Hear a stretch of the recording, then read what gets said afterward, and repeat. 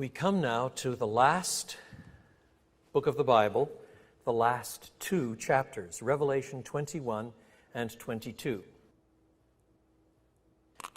I'm not going to read right through both of them, but I will read Revelation 21 and the first few verses of 22. Let me begin, however, rather adjacently. In the Sermon on the Mount, reported in Matthew 5, 6, and 7, Jesus said that we are not to lay up treasures on earth for ourselves, where moth and rust corrode, where thieves dig through and steal, or where the stock market can erode it all. Rather, we're to lay up treasures in heaven, where moth and rust cannot corrode, where thieves cannot dig through and steal, and where the stock market has no effect whatsoever. And then he adds an astonishingly important sentence. He adds, "For where your treasure is, there your heart will be also."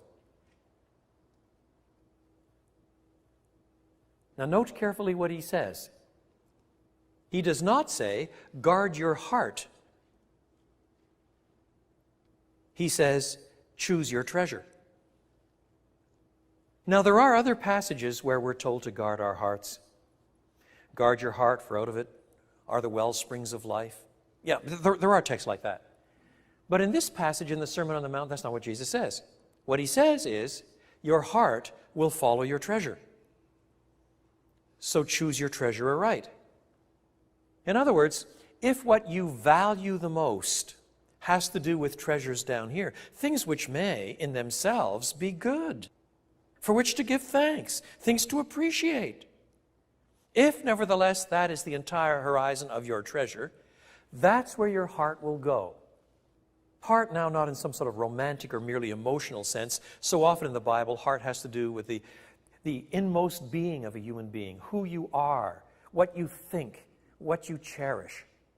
And if what you value out there has to do with everything in this life and that's all, then that's where your heart will go. That's where your imagination goes. That's where your energy goes. That's where your creative imagination goes. That's what you think about. It's what you hope for.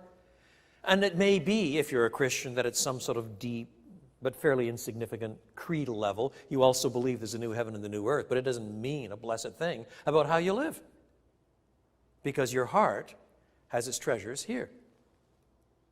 If, on the other hand, though you can thoroughly appreciate all the good things that God gives us in this life, and there are so many of them, yet what you treasure the most has to do with the new heaven and the new earth, that's where your imagination will go. That's where your energies will go. That's where your heart goes.